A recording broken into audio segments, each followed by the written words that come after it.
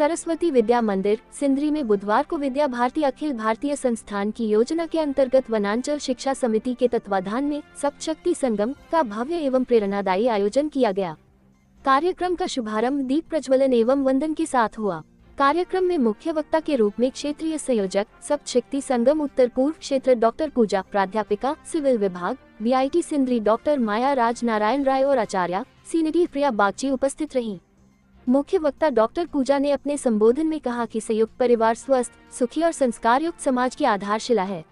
उन्होंने नारी में निहित सप्त गुण कीर्ति, श्री, धन, वाणी, स्मृति, धैर्य और क्षमा के जागरण को सामाजिक परिवर्तन की कुंजी बताया। उन्होंने माताओं से बच्चों के साथ निरंतर संवाद बनाए रखने, अपनी भाषा, संस्कृति एवं परंपराओं के संरक्षण पर बल दिया। प्रिया बागची ने सप्तशक्ति संगम को एक महायज्ञ की संज्ञा देते हुए कहा कि इसके माध्यम से महिलाओं के अंतर्निहित गुणों का विकास होता है, जो राष्ट्र निर्माण में महत्वपूर्ण भूमिका निभाता है। वहीं डॉक्टर माया राज नारायण राय ने कहा कि महिलाएं अपनी शक्ति और क्षमता को पहचानें। इस प्रकार के आयोजन आत्मनिर्भरता, स्वाभिमान और नेतृत्व क्षमता के विकास में सहायक हैं।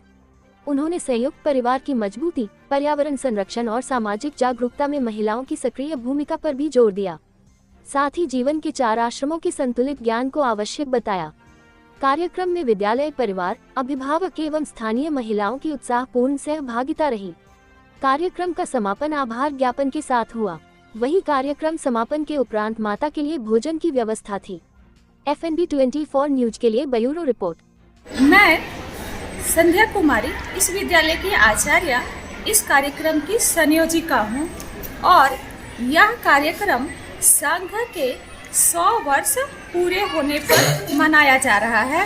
संघ की स्थापना 1925 में हुई थी और आज 2025 में संघ अपने 100 वर्ष पूरे कर रहा है। उसी उपलक्ष्य में विद्वत जनों के चिंतन मंथन के फलस्वरूप यह विचार आया कि माताओं की जागृति के लिए कार्यक्रम हो। उसी के चिंतन में ये सप्तशक्ति संगम कार्यक्रम रखा गया ताकि माताएं अपनी सामाजिक राजनीतिक जिम्मेदारी में सक्रिय रूप से भागीदारी बन सके और हम सभी अब संघ के द्वारा चल रहे पंच परिवर्तन, सामाजिक समरसता, स्व का बोध, नागरिक कर्तव्य, पर्यावरण संरक्षण, कुटुंब प्रबोधन सभी जैसी जानकारी लेकर के घर जाएं और पर्यावरण का संरक्षण करें।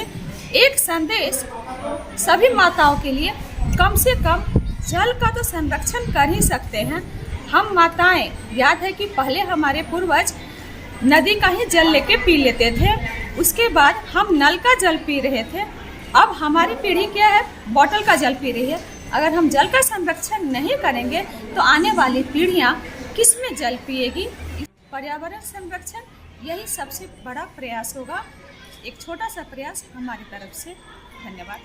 मैं विशिका कक्षा की छात्रा आज के आयोजित कार्यक्रम के बारे में कुछ कहना चाहती हूँ। संघ के शताब्दी वर्ष के उपलक्ष्य में यह कार्यक्रम आयोजित किया गया। यह भगवत गीता के 10वें अध्याय के 34वें श्लोक में नारी के सद्गुणों का वर्णन। धन्यवाद। शब्द तो हमने सुना था, सप्तशक्ति संगम। ये शब्द हमारे जीवन में भी नया है और ये कहाँ से लिया गया है, ये प्रस्तावना में दीदी ने बहुत अच्छे से यहाँ से प्रस्तुत किया। श्रीमद् भागवत गीता के 10वें अध्याय के 34वें श्लोक में श्री हरि विष्णु जी हमारे श्री अर्जुन जी से कहते हैं